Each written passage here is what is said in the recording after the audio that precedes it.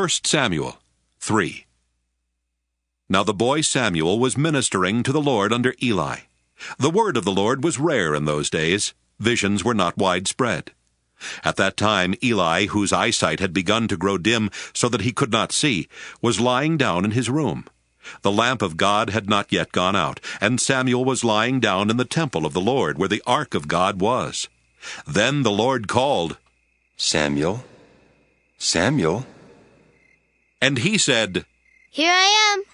And ran to Eli and said, Here I am, for you called me.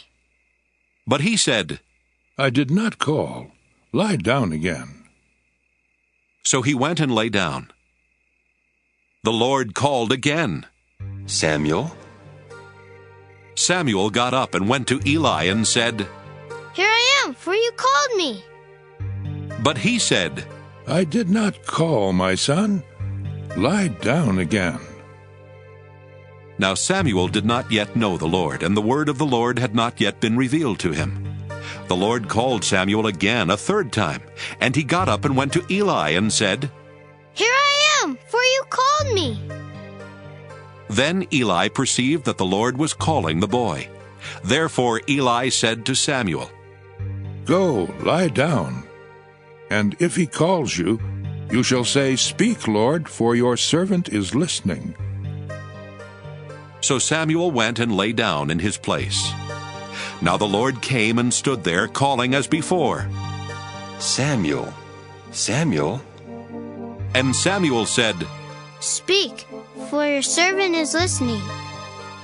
Then the Lord said to Samuel, See, I am about to do something in Israel that will make both ears of anyone who hears of it tingle. On that day I will fulfill against Eli all that I have spoken concerning his house from beginning to end.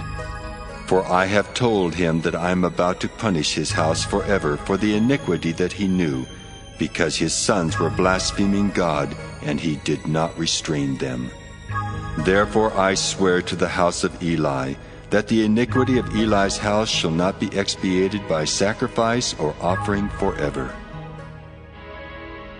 Samuel lay there until morning.